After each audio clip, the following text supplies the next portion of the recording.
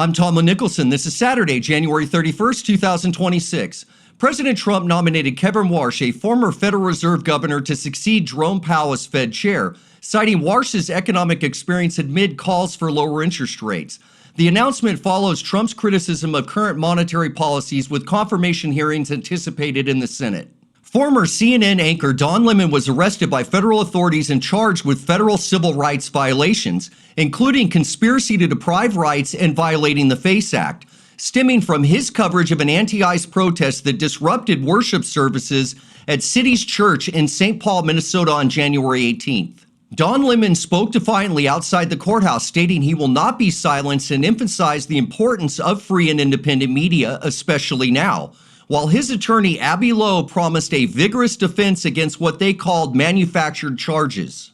California Governor Gavin Newsom's Care Court program, launched in 2022 to help those with severe mental illness cycling through homelessness and jail, has spent around $236 million so far.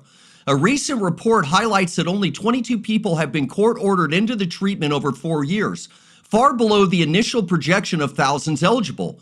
That's over $10 million spent per person helped. The Senate passed a $1.2 trillion government funding package, averting a prolonged shutdown but extending Department of Homeland Security funding for 2 weeks amid immigration disputes. The deal, backed by President Trump, now heads to the House, where quick passage is expected despite some Republican reservations. The FBI executed a search warrant at Fulton County's election office in Georgia, seizing records related to 2020's voting as part of an ongoing probe into alleged fraud. President Trump praised the action, reiterating unsubstantiated claims of irregularities, while local officials cooperated with the federal agents. President Trump filed a $10 billion lawsuit against the IRS and Treasury, alleging unlawful leaks of his tax returns during his first term. The suit claims privacy violations, escalating disputes over federal agencies' conducts under previous administrations.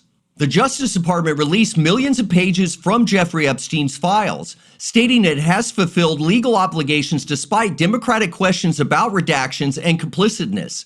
Survivors expressed frustrations over withheld information, urging further transparency in the high-profile case. The Department of Homeland Security intensified surveillance during immigration raids, inadvertently sweeping in U.S. citizens, according to reports. Officials defended the measures as necessary for public safety, while critics call for oversight to prevent overreach.